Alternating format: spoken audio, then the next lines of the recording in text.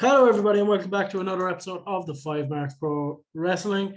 Today, I am joined by Mark number 4. It's Mark number Martin. 4. I swear you did this last week too.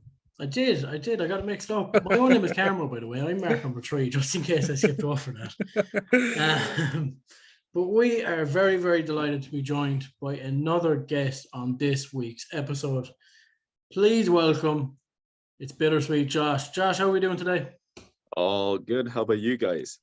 Not too bad. No, not too bad. Thank you again for coming on. Much appreciated. Yeah, how's your day going? You've been good? Pretty stressful as of late, but can't say I'm doing bad. Well, between training and gym, I always keep active. So that's how you want to do it. Best way to do it in modern times as well, especially with everything going on around us. But look, we're just going to kick things off. So starting us off, as we start off every interview, every new guest that comes on, what is your first memory of being a wrestling fan? All right. So since your last guest here on the podcast was the Stem, probably he told you the same thing. Well, since I'm Italian and I started watching wrestling on one of the main channels, it was SmackDown being broadcasted. So every Italian has a memory of SmackDown around 2004 to 2007. And the first thing that I think I remember is Kurt Angle winning the World Heavyweight Championship on a Battle Royal, last eliminating Mark Henry. Yeah. Surely there was something else that I saw before that, but that's the first thing that I remember, at least. God, it's great having you and Sem on, because normally I'm the weirdo, because I'm like, oh yeah, like SmackDown 2004, 2003, and then like having these other people coming on, because these guys are all like, oh yeah, this Attitude Era moment. So I'm like, oh, I'm far too young for you guys. Gee. Well, it's not your fault. Not your fault. So Kurt Angle win the Battle Royal. That's an interesting one as a first. I don't think I've ever met anybody with like Kurt Angle win the world title.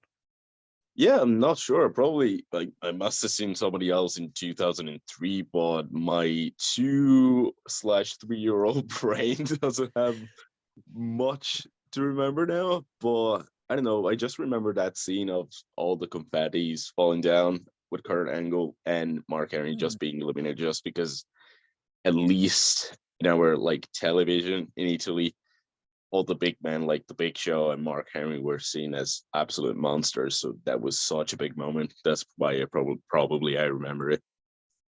So like, because obviously yourself and Sam are the exact same. Was it just SmackDown shown over there or something, or like was it just because it's the better show? No, at least on free TV, that was the only thing. On pay TV, I guess that was pretty much everything. And well, pay-per-views, of course, paying. But at least on free TV, it was like the 6th channel. So literally the biggest one, at least for young people, because all the like cartoons were also shown there. It was so popular. Like people in Italy don't follow wrestling in the sense of like being marks, but since it wasn't TV, people were seeing it more as a literal like entertainment show. And if you think about like the commentators, they were not basically translating everything that the English speaking commentators were saying. They were just found like throwing random nicknames for wrestlers and like making it more fun so that people that were not actual wrestling fans were drawn into watching it. In my case, it was just my dad probably flipping the channels just to watch something with me and my twin brother anyway. And was your dad like big wrestling fan, or as you said, it must have just been he was flicking the channel? He keeps repeating that he used to watch real wrestling, let's say back in like the 70s or 80s, because he keeps bringing up the name of like the late Antonio Inoki for some reason, and he keeps saying back in my day wrestling was called catch, which of course is cat like style wrestling. I keep telling him this but he keeps saying no, back in my day it was called catch and Antonio Inoki was the biggest star, blah blah blah. So probably it was some kind of like in JPW channel, which I still find strange in Italy. But yeah, he used to watch it back then. Apparently, Italy either skipped the entire Attitude Era or like New Generation era, at least on free TV, and apparently went back to it with SmackDown back in like the Ruthless Aggression era. So he was a fan back then, but then it was just, I guess, watching TV randomly. It just happened to be on, and it's like, oh well, Yeah, I used to right. watch, so Might as well try again now. Like, yeah. And then but I saw it, Connor. Go on. I was just gonna say, then kind of moving on. Then, what kind of gave you the idea of actually getting into wrestling and kind of wanting to become a pro wrestler? So I, let's say, stayed a fan of wrestling after watching it on TV on the main channels. Then it was taken off after the Chris Benoit tragedy, and I found it again on a channel that was more on, probably like 35, when I was 12. And then for Christmas, I got a video game, a Nintendo DS video game. It was SmackDown vs. Raw 2009, which absolutely sucked on Nintendo DS because you had to play with a pen. But anyway, that basically brought me back into wrestling. And the moment in which I decided 100% that I was going to do it was when WWE did the United Kingdom Championship Tournament in January of 2017. I was already a fan of indie wrestling, but when I saw that thing, so basically, first it happened with the CWC in 2016. I saw the independent wrestlers getting an opportunity with WWE without being signed. And then it happened with the United Kingdom. So there I thought, oh, so this means there's independent wrestling even here around like Europe. And from there I said, okay, I'm surely going to do it. Like from there was no coming back. I was sure that I was going to move somewhere else outside of Italy just to train. And that's what I did. So how did you like? Because obviously you've come over from Italy to Ireland. How did you see OTT wrestling and go, yeah, that's where I want to make my destination? Well, I started to know about OTT from a, let's say, YouTube channel. Maybe you guys know it as well, or most wrestling fans may know it. It's a channel that got taken down like countless times, called BDWJ something. It always changed name. Anyway, it's wrestling compilations. And I remember seeing one that had multiple scenes of the 5th anniversary of OTT. And like just the atmosphere, the lights of that show made me say, I need to watch more of this. So I started watching the previews of OTT on YouTube, and then I got a High Spots subscription, and there were 13 shows of OTT in that one, and I started watching them all in like 2 weeks, and I knew that one was the best choice because it was close. And after Brexit happened, it was pretty much the only choice as well. Oh, that always comes back and just what a great idea. Well, yeah, there's never a day in which I say, well, I should have chosen another thing, because the School of Irish Wrestling is probably the best in Europe, just thinking about the trainers. Yeah, no, 100%. And like you I'm gonna bring up a little later on, but like you said it right there, the School of Irish Wrestling is crazy. I mean, some of the people you guys have coming in to show you guys things, talk to you guys. Like we'll talk about him later on. JD McDonough, who was just in there recently. Oh yeah, that's right. Absolutely crazy one. But so you see OTT wrestling, obviously through YouTube and all that type of stuff. But what makes you want to go? Yeah, no, I'm going to Ireland and I'm doing this 100%. Well, simply because during COVID, of course, we were all pretty much on the same boat about feeling too static, like if the world was in pause, let's say. And I remember changing job because my first job was in a hotel. Then COVID, of course, made it shut down. And then I went to a supermarket, and I remember hating that time. So the more COVID, like the pandemic kept the world closed, the more my brain was making me crave wrestling. Like I wanted to do wrestling. Every single time I used to come back home and just lift weights, I remember running basically inside my like basement, faking that I was running the ropes. Like I felt the need to go. So as soon as the pandemic was basically opening up things like allowing flights and all, I basically booked a flight in August of 2021, and I simply chose a date. In my case, it was the 23rd of August, and I said, okay. I kept looking every single night the news about opening up, and I said, that's the day in which I'm going to move, no matter what. No, not too bad. Now, we've asked Nathan this, we've asked Sam this. The first bump. Do you remember taking your first bump and what that was like? Yeah, so it was the same day that Nathan and also the Sam trained. The first bump that I've taken was not a full bump because we've taken them from somebody else that was like on all fours, so it was half a bump. But yeah, like I was expecting it to be harder, maybe just because I was not on my feet. But I remember that I didn't think about the pain at all. I just thought about all the days that I was dreaming about taking a bump.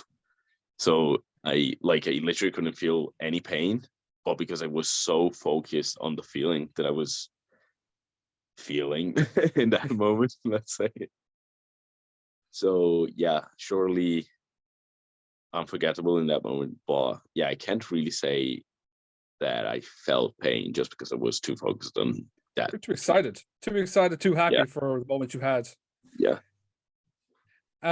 So obviously you do your training. How long were you in training for? Well, I've been training since the 25th of September of 2021, so the very first weekend of the reopening of the School of Irish Wrestling. And then from obviously your training, you go on, I think, is it nearly a year Yeah, it's been a before year you made your almost, yeah. debut? No, I actually debuted last August, so it's been almost 6 months. Oh, even better. And your debut then obviously happened, I believe it happened at the OTT Comic Con against Yeah, that's right. Mari. That's right. What was that like? Well, that's a pretty interesting story, to be honest, because I was not supposed to debut on that show. Oh, So actually, just a few matches were announced in advance for that weekend. Two of those matches were Keane Noonan's match and the Sam's match, and both of them, of course, debuted on that show. None of us expected any of our like class to debut on that show because we didn't feel like we were ready. And they're my two best friends in wrestling. And I said, oh, I'm so happy for them. Like none of us was expecting it.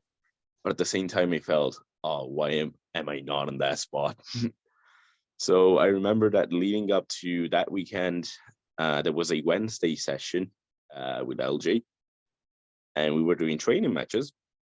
And he was going to put me in a tag match, but I asked him to be in a singles match because I had never done one in like almost a year of training. So he put me against Amari, and that training match was so good that everyone simply started talking. Let's say all of the lads started saying, maybe he deserves it too. And I remember on the Saturday of the Comic-Con, Omari goes to Joe with me and he says, what about me and him tomorrow? Joe just gave me a smile and he said, all right, you're debuting tomorrow. And I don't know, in that moment, of course, I couldn't mark out in front of him, but inside of me, I was so excited, but not nervous for some reason. Maybe because I felt ready at the same time. Hmm. So on the next day, of course, I had that match with Amari, which was pretty similar to the training match that we already had, just with me being a heel. And it's not even too normal, at least according to Joe, to debut as a heel. But I felt that was the right decision. And still to this day, I think that is my favorite match. Maybe the first and the second match are still my favorites. But I remember finishing the match and walking backstage. Maybe it was Kane coming to me and saying, "Well, congrats, blah, blah, blah." And I told him, "Don't speak to me. I need to run to the locker room immediately." Because as soon as I closed the door, I exploded. I started crying like a baby. I swear to God. It was the strongest feeling I've ever felt in my life.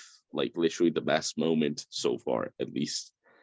And just everyone congratulating me. A lot of hugs were exchanged in that room, and simply it's something that I hope that I will feel again in my life because it was the best feeling.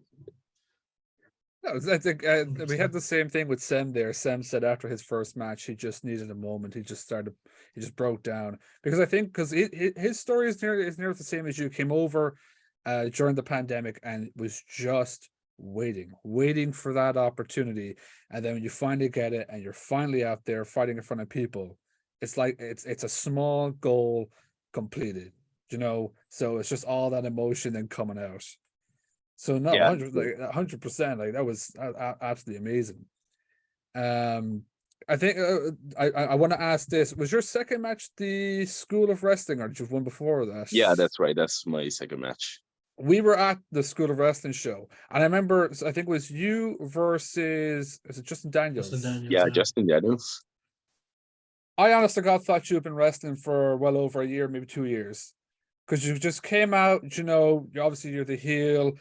Just the swagger you come out about you. The two of you put on an absolutely amazing match. I was Thank you. blown away. Like, just I think was it Justin Daniels or yourself? One of you done like a pop-up power bomb. Yeah, it was me and him. Yeah. I jumped out. I was like, a pop-up power bomb. What the? What? Wasn't expecting to see it. But and one of the other lads, Emmett, as well. The two of us said that match to us was the match of that show. Ooh, thank you. Like we were completely blown away, and that's why when I was preparing for the interview today, and I was like, he only debuted at the Comic-Con show. What? I was blown away To by be how good very you. honest, I was blown away as well. To be very, very honest with you. Like But everyone was happy apparently with that match, and yeah, I don't know. I honestly don't know how I did. Excellent match. Like just to see that has been like your only second match, like out in the crowd and stuff like that. Like we even kind of all looked at each other and we were like, this man has been wrestling for at least 10 years. Like he hasn't missed a beat, nothing like that. Me a bit It too was much. unbelievable. Like it was unbelievable though. It was a great match. Like But so you have the Justin Daniels match. Now, I'm not sure. I'm very bad now when it comes to in between here, but after the you've had your major debut, you've done the School of Wrestling. What was after that then? Like we're because obviously we're gonna come full circle now to when you came to Limerick for Hard Knocks Pro Wrestling. So Oh, right. between the school and the Hard Knocks, what was like then? Just lots of training or? Well, not only that, but the next shows we did, I'm pretty sure it was 2 weeks after that, Comic Con Northern Ireland came, Mm. and me, Nathan, and Keane, I'm pretty sure, yeah, and Dara Trulock as well, so Type 1D, also got the opportunity to wrestle there. And I tagged for the first time with Fabulous Stinky, since I'm now in a tag team with him officially, called Sweet and Sour. And that was basically just an experiment, and it went pretty well. Like, I really feel like a synergy between our two characters, and we're just trying to put more and more elements just to make it feel like an actual tag team, because I honestly, in my opinion, never liked tag team. They're just thrown together, but the two people are completely different. So now I'm trying to adapt to the Fabulous Nikki character more and more. After those shows, I started getting bookings from other promotions, mainly in Northern Ireland. I got first texted by Stay True, and from there, basically connections in between that one and CAW and other promotions. Anyway, they started bumping my name around, and from there, me and the other lads, since I have a car, basically just did up and down between Northern Ireland and Dublin. And then we got to November, so the Hard Knocks show. I remember being texted by Steve Savage, and I was really, really, really interested by that show, of course, because it was a new promotion, and being a newly debuting wrestler, let's say, I really felt honored to be invited to a first show. And also, I had never wrestled in Limerick, and just seeing the logo of Hard Knocks, I said, "Oh, surely this show will have like a black ring with white ropes." This sounds stupid a bit, but I love those kind of shows. That's why I was a big fan of Progress or like Fight Club or Defy Wrestling in America. Just I don't know, just seeing a black ring with white ropes, it's my type of wrestling. It doesn't make much sense. It's just a visual anyway. Yeah. And yeah, so I was really happy just to see those colors, and the atmosphere in there was awesome. Just it was small but really full of fans, and it was so electric in that room. No, It was a well, very good show. Hard Knocks was an absolutely amazing show. Before I talk about Hard Knocks, I know that Carmo, you had a question about the tag team of Sweet and Sour. Yeah, I was just going to say, how do you feel about actually entering into that kind of tag team? Obviously, you were just mentioned there about trying a singles match and being compared before being put into tag matches while training and stuff like that. How did you find the kind of transition into being a into tag team? I'm some of my words here something about that into a tag team, especially with Fabulous Nikki, who's an unbelievable wrestler as well as that. Yeah, honestly, at the beginning, I was thinking, maybe I'm not too good with tag team wrestling. Just seeing my past training matches, and I was happy, at least for the moment, being a singles wrestler, seeing like the success I had from my first two matches. But then I started like we did those couple of matches up north, and I thought, wait, maybe if Joe, since it was Joe's idea to put us together, if Joe thinks I can go do well with Nikki, he might have an idea. Like he didn't do it randomly. And plus, the Fabulous Nikki has, I think, 12 years of experience now. And he was also really interested in like tagging with me. So if he thinks that I could work well with him and I just debuted, this means he kind of believes in me. So from there, I said, well, okay, let's just add elements like let's get matching here. First of all, let's think about moves. Let's think about taunts. Let's just make it work. And for now, I think it's really going well. At least we had just a few matches, but yeah, there's in particular one match that we had that I really liked that maybe you guys know about, or maybe not. Was it the Trent Trent 7? Yeah, that's right. Yeah. Yeah, just tagging with the Fabulous Nikki brought me Trent 7. Yeah, it wasn't even 3 months in after debuting, and we had a tag match against Trent 7 and Seshamoth Martina, which was also not only one of my trainers, but also on my list of opponents because, of course, she's basically the symbol of modern Irish wrestling. 100%, yeah. And yeah, that match was really fun. My chest was not happy with Trent 7's chops, not at all. But yeah, that's something that not many wrestlers can say. To face somebody that had just left WWE like 2 months prior to that match. Yeah, Mm. yeah. And I just knowing that I was trusted, at least, of course, I was next to somebody that had experience, but still be trusted to be in the ring with such big stars, let's say, it's a great responsibility and a great feeling, at least for me, to know that I could do that. And also a big weight on my wrestling resume.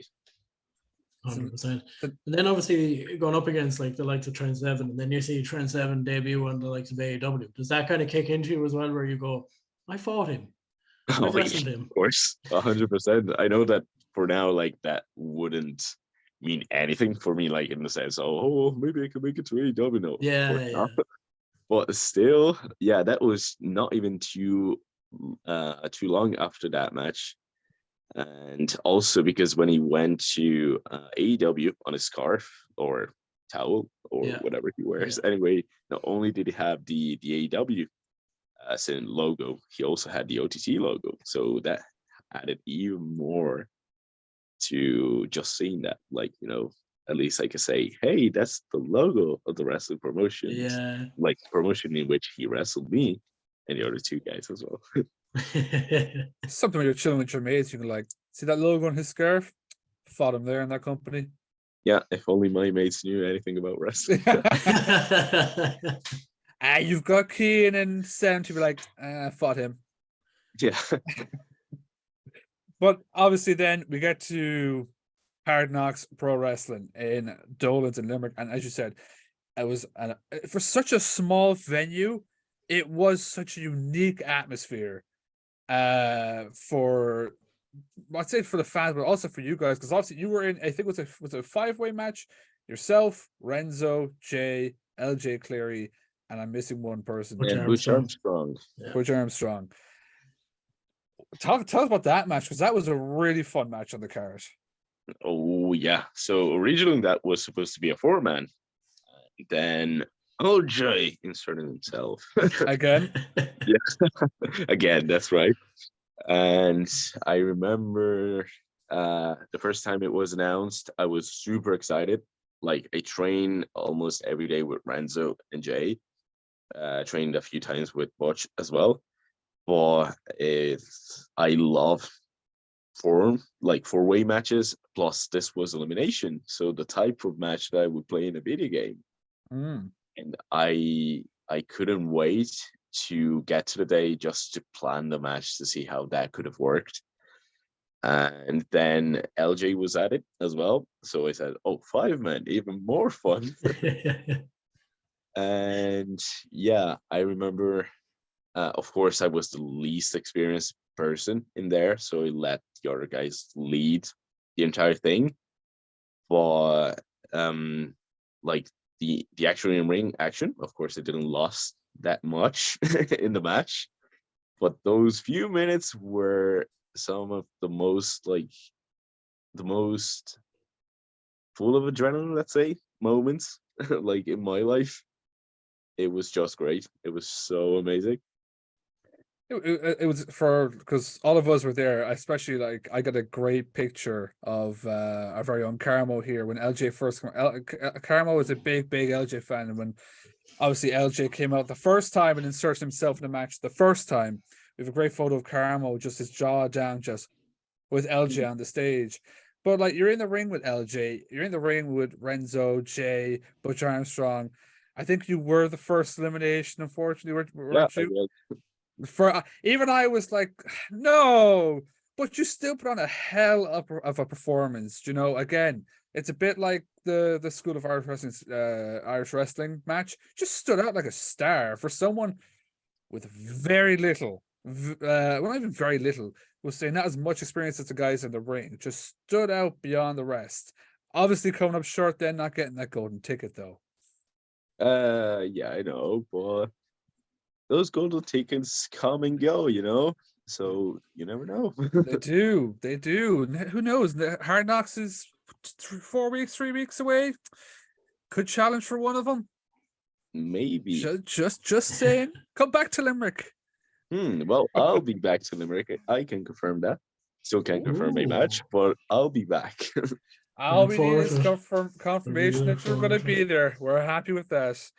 But obviously then we're here. I think this is coming up to it was coming to Christmas then. As we mentioned around JD McDonough Yeah. coming in to show you guys what was that like for you, because I was talking with Sam and Sam was just like, oh wow.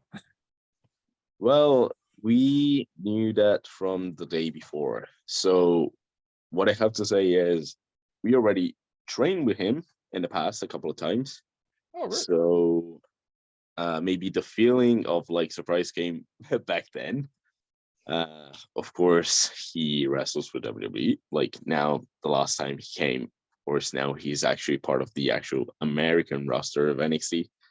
But I was still really excited, not in a fun, like fan perspective of like marking out. It was more on a, oh, this time that I'm training with him, I'm an actual wrestler that debuted and had matches. So this time I can actually get a piece of his knowledge and ask him about like actual feedback of what he saw in the ring. We did just a pretty regular training with normal like drills and spots in the ring. And I remember he said I did things really well technically, and that made me smile a lot. And it just gave me a few feedback on like character work and those things. But just speaking with him for a few seconds, just uh, like asking him questions, it's a thing that not many people can say. That like getting a wrestler that's wrestling now in WWE in America coming to your wrestling school just to do a free seminar, because it was basically like we didn't have to pay more. It was just part of our regular training. It's such a big opportunity that not many can say they got, at least. So we're terribly lucky, terribly lucky. The thing is, the amount of people that come in to um the like OTT, that like next week you've got Eddie Kingston who's going to be showing up in OTT. You know, there's so many different big stars coming in and out. Who would you say you learned the most from, or you know, gave a seminar where you just kind of went, yeah, I'm going to take some of this on board? Honestly, the seminar that I loved the most was not at the School of Irish Wrestling. It was in 5Marks. It was a Cara Noir seminar. Cara Noir is one of my favorites as of today. And his seminar was basically completely on character work. And that was pretty eye-opening because he gave us basically the base to create a character that has a sense. I remember his main tips were asking yourself, why is your character a wrestler? Why does he do wrestling? And what are his strengths and his like weaknesses? Even though in wrestling you shouldn't be showing your weaknesses, but at the same time, wrestling is made of theater as well. So to be a character, you have to be a complete character made of pretty much everything, even downsides. And that helped me a lot because up to that point, I didn't exactly know what I was going to do in terms of character. From there, I just basically took all that I have inside, even things that I don't want to use in real life, like being this much of a, let's say, babe head in the ring. That's not at least what I think I'm not in life. But I remember starting building the Bittersweet Josh character off of that seminar. So that's been surely my favorite one. And what would you say now the Bittersweet Josh character is? Like, is that just like you turned up, or how would you say, like, if you were to tell someone who Josh is, who is Josh? Yeah, I would say me turned up, but also the contrary of me, because I'm being mostly a heel so far, not in Hard Knocks, for example. And I'm just being, I don't know how to say this without swearing. Oh, So you can swear, don't worry. Swear a bit of a dick, let's say. away. And normally I don't like to be like this in real life. I'm as a character, I'm somebody that is really, really, really let's say, let me think of a word in English now. Eccentric, and I don't like to be like this in real life. And so technically that's something that is inside of me, because it is something that I could do in real life, but I don't want to show. And in the ring, that's the only moment in which I can without being judged, you know. And so I would say it's me turned up to not 11 yet. I guess I will reach that level more on in my career, but that's me turned up for sure. 100%, 100%. Carl, I keep skipping over you. Do you want to ask a You're question? good. You're good. Trying to think, do I actually have anything just on? So just going back there a small bit. So I suppose while you were watching wrestling back in Italy, did you ever get to go to any live shows or anything like that, or did you ever get to, like, whether it be WWE or whether it be local events or anything like that? Fun fact, I didn't. I actually never gone to a wrestling show until I got here, and my first wrestling show was Contenders. Was it 17 back then? Yeah, 17. And I wanted to go to a WWE live show in Padua, which is just an hour away from where I live. So Treviso, Venice, pretty much. In 2017, back when Jinder Mahal was still champion. Good times. And I remember I wanted to take the ticket, but at the same time, my dad was probably having some issues with money or something like this. So I decided not to go in the end. And then I didn't have any more opportunities because either WWE was doing shows in Rome, so too far, or the local indie wrestling shows were still like at least 3 hours away. So I was not going to ask my parents to bring me over. And they were not asking me to take a train or something else. So I had to wait until I moved. Yeah. And how did you find that then once you got over here and were working? You were obviously working on shows with the ring and so on and so forth. How did you find actually going to these shows and then getting to experience, I suppose, the crowds and actually watching live wrestling and stuff like that? How did that feel like? I'm pretty sure I attended 2 or 3 shows before I did Ring Crew. So as an actual fan, it was great because for the first time I was actually surrounded by people that like the same stuff that I like, and we were watching all the same thing. So finally being able to chant something like without me like in front of myself on a mirror, like, or watching wrestling at home, finally with somebody else having fun. When I started doing Ring Crew, it was absolute madness. So the 4th of December, 2021, the show of the host, and I'm pretty sure it was Scotty Davis against Will Ospreay. No, I'm wrong. That was the 7th anniversary. You're right. It was You're right. the 6 man. It was Aussie Open and Will Ospreay against Martina and who was it? Who was it? JMB Cool? Not sure. Honestly, not sure. But anyway, it was that show. And in that moment, I felt that I was actually getting into wrestling. I already started training, of course, at that point, but I was falling into the business, let's say. I was helping to make the show, even though I was just helping putting up and taking out the ring. But I felt like it was actually being a piece of the show. And from there, I just started basically climbing up the ranks and just being a mainstay in the Ring Crew, because the other guys that were part of it, of course, went on to shows. And now I'm just one of the main runners of the shows. So technically, you can see me on shows being on the corners. I have actually met you at a Yeah. show. I met you at the 8-year anniversary show. You were actually beside me. Yeah, and most of the times I also do tickets, so at least it's a good way for people to see me. so that at 100%. least when they actually see me in the ring, they can say, "Oh, that's the guy that was actually checking tickets. Why is he such a dick now?"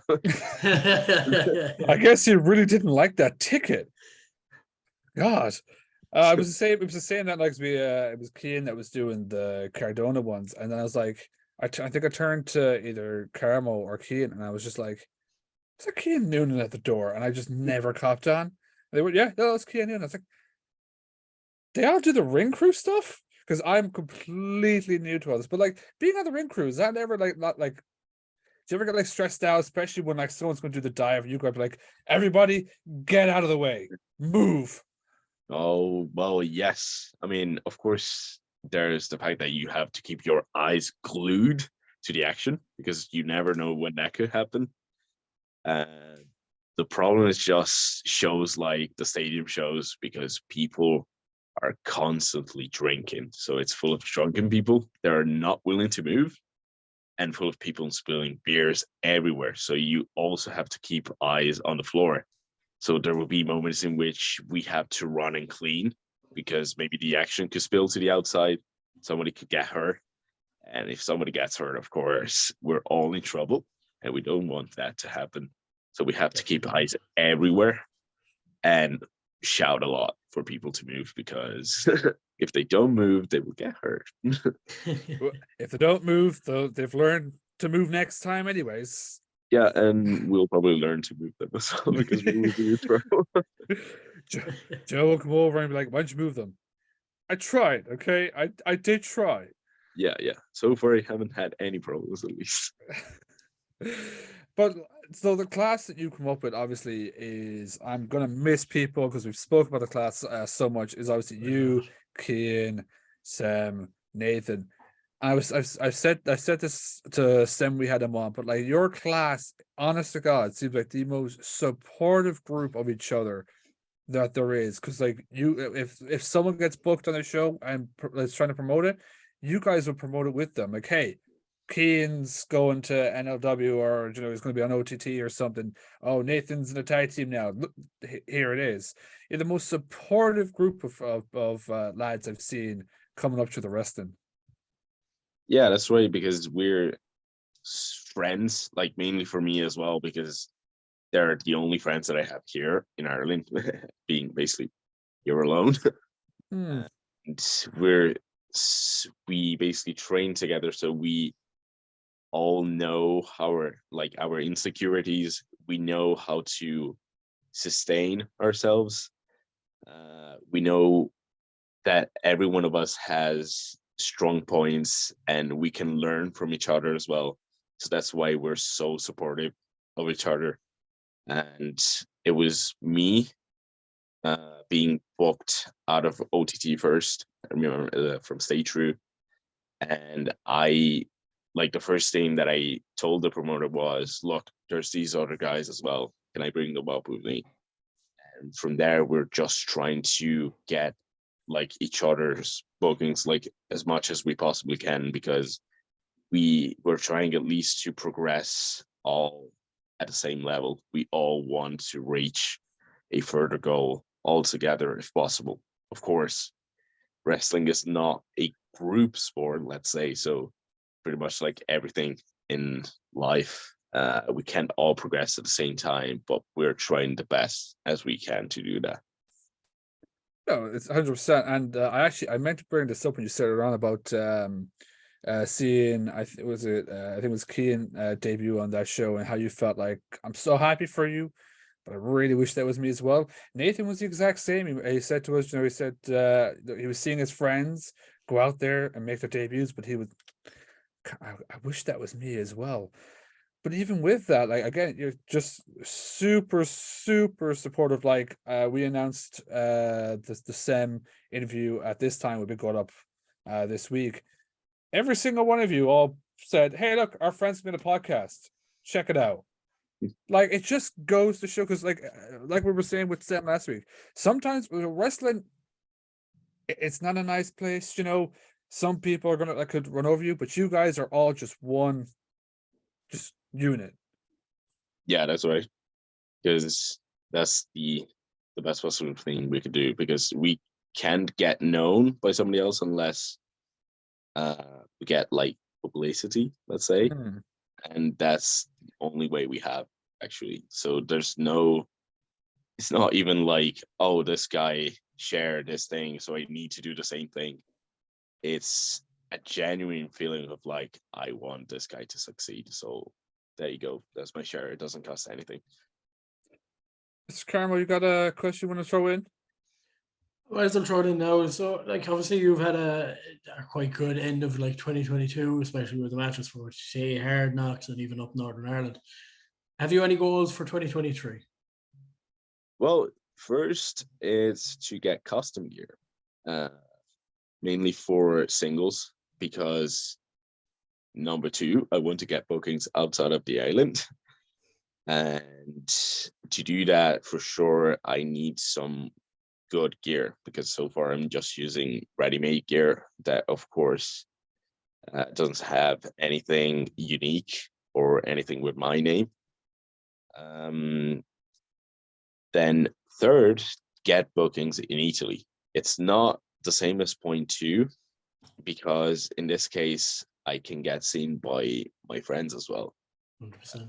I've been back home almost 3 weeks ago for Christmas, and that was the first time that I went back as an actual wrestler, and all of my friends and also my family said, I can't wait for you to be back so that I can actually watch you wrestle. So that's probably one of the main goals.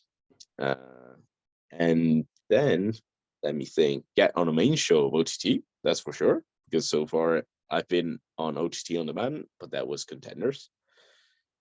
So if I can get to an actual main show, it would be great. And realizable goals, I can't say that the stadium is not realizable, so maybe the stadium as well. 100%, yeah, So that'll be a fully possible goal, especially with the trajectory that you're heading at the moment. Anyway, 100%. not Scrappermania, that's for sure. But who knows? Maybe towards the 9th anniversary, it could be a thing. 100%. Just start calling out John Moxley. Maybe he might bite. Maybe not. Maybe not. I still want to play 5. Is there anyone? So you have your goals. Is there anyone in 2023? We'll say just 3 people could be involving as a tag team or singles person you'd love to face this year. All right. So let's say tag. I am Fabio and Martin Stairs. I just love those two boys, like in and out of the ring, of course.